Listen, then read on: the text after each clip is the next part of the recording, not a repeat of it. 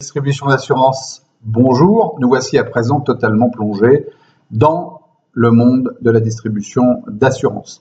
On entend souvent avec fierté, parfois une petite pointe de fierté, que la législation d'assurance comporterait une longueur d'avance sur d'autres législations, notamment voisines, et en particulier bancaires. C'est la vieille rivalité ancestrale.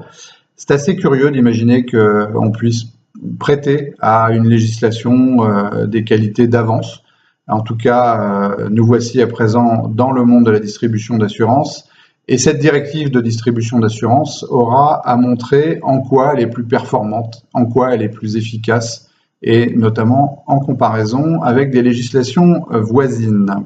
Notre propos d'aujourd'hui porte sur l'intermédiaire à titre accessoire. Là, la directive distribution d'assurance introduit des changements assez nets. Auparavant, avant le 1er octobre 2018, un intermédiaire d'assurance à titre accessoire était un dérogataire.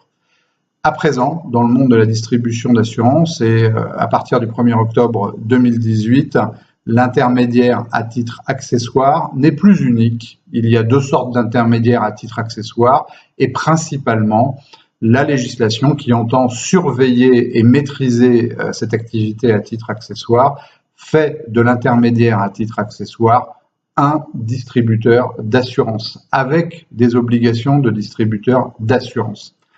Avant le 1er octobre 2018, les critères étaient fixés par l'article R513.1 dans son ancienne version, essentiellement, bien sûr, avec le critère d'accessoire à une vente principale, et bien sûr avec différents critères touchant à la nature du contrat d'assurance distribué. À présent, au 1er octobre 2018, les critères de l'intermédiaire d'assurance sont différents. À présent, les trois critères fixés par l'article L511.1.3 du Code des assurances qui déterminent l'intermédiaire d'assurance à titre accessoire sont le fait que cette personne n'exerce pas l'activité à titre principal, ce qui est une interprétation qui peut être délicate. Deuxièmement, qu'il s'agit bien d'une vente accessoire à une vente principale de biens ou de services. Ça, c'est quelque chose qui est maintenu. Et le troisième critère touche également à la nature des contrats. Mais il y a cette deuxième catégorie d'intermédiaires à titre accessoire au sein du même dispositif, celle de l'article L513.1 cette fois, qui est notamment qui touche notamment à l'activité de certains contrats, mais également qui comporte un critère de maximum de primes annuelles, lui-même un petit peu compliqué puisqu'il peut être soit ce plafond de 600 €, soit de 200 €, le critère de la durée du contrat de 5 ans antérieur étant complètement disparu. L'IA à titre accessoire, l'intermédiaire à titre accessoire, ça c'est la particularité forte de la nouvelle réglementation, doit être immatriculé au registre. À la différence de la situation antérieure au 1er octobre, où le dérogataire par définition n'était pas un intermédiaire, l'intermédiaire à titre accessoire est un intermédiaire. Il doit être immatriculé au registre unique des intermédiaires. Il doit remplir les conditions, et notamment des conditions de capacité professionnelle.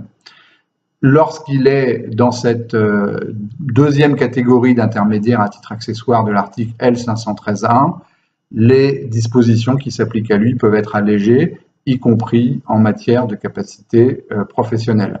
Dans les deux cas, il est frappant de retenir que nous avons à présent deux types d'intermédiaires à titre accessoire, que ces deux types d'intermédiaires à titre accessoire reçoivent des obligations qui sont évidemment différentes, mais des obligations, et dans l'un des cas, des obligations qui sont assez fortes et assez proches des obligations classiques des autres distributeurs d'assurance.